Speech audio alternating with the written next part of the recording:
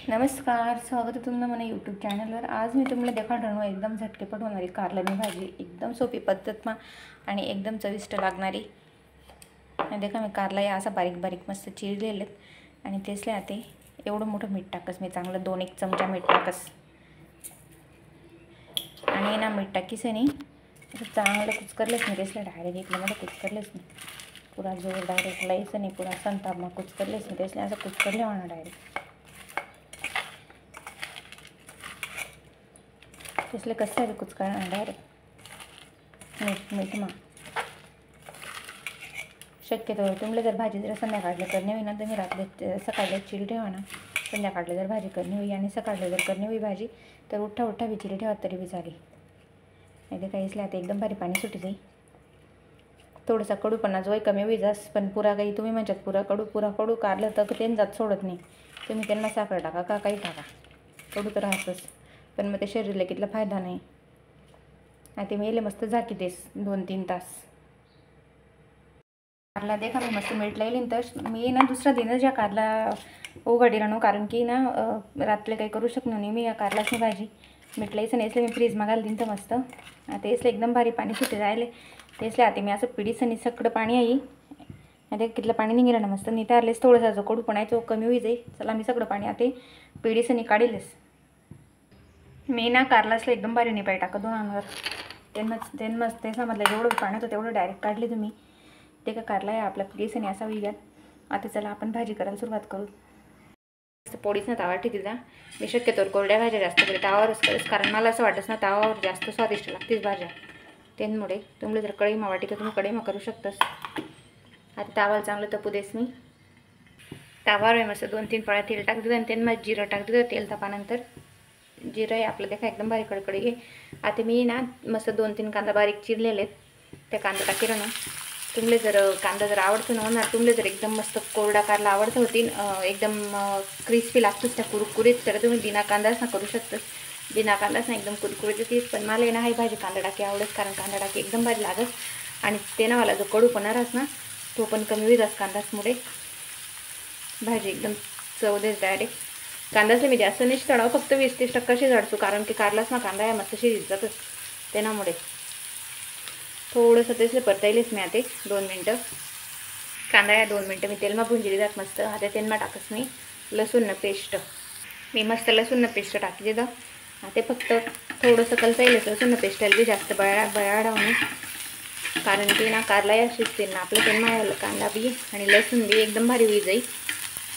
आणि ना तुम्ही ना जर कारलान भाजी जर तुम्हाला दुसरा दिन करणी राहिली तर पहिला दिन मीठ लाईसन ठेवा ना कारला फ्रीजमा, कारण कडूपणा इथला कमी होत ना, पोरे पण एकदम आवडीसन खाते सही भाजी।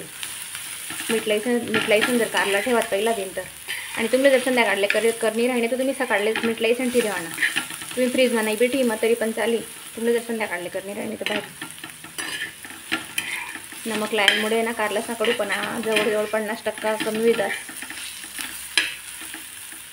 आता मी लगेचच देखा कांदा या मस्त 2 मिनटं परताय घेतात, ते लगेचच टाकस मी मग कारला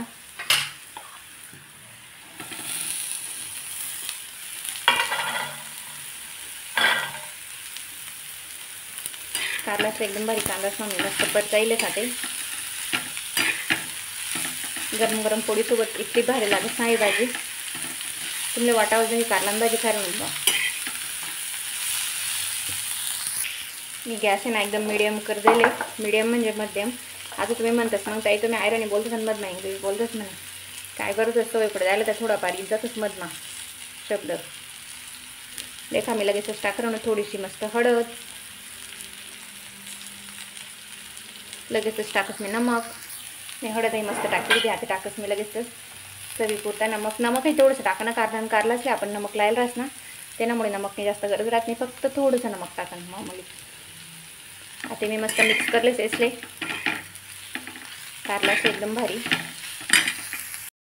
मस्त मी मिक्स करली जाते इसले मी झाकीसनी 5 मिनटं मस्त वाफवते। गॅस एकदम मध्यम ठेवा ना, एकदम कमी ठेवा ना गॅस, झाकीसनी वाफवताना मिनटं मस्त कारलाच लई उघडीसन देखा आपला कारला या मस्त वाफही जायलेत, त्याचे मस्त परतायलेच नाही अजून एकदा, इतला भारी वास ना एकदम भारी वास सुटेल डायरेक्ट। कारल्याची भाजी ना त्याचं एकदम भारी कलताईलच मी कारलासले मस्त खाल्यावर परतायले जात मी अजून तेचले मस्त 5-10 मिनटं झाकी देस मी कारण थोडंसं 50% तर कारला शिजायलेत पण 50% शिजना या आपला बाकी एकदम मध्यम गॅस राहू दिले बरं मी एकदम कमी गॅस राहू देवा ना मी मस्त 5 मिनटं मग वडीसन देख कारला आहे आपला एकदम भारी शिजग्यात आता त्यांना टाकस मी चटणी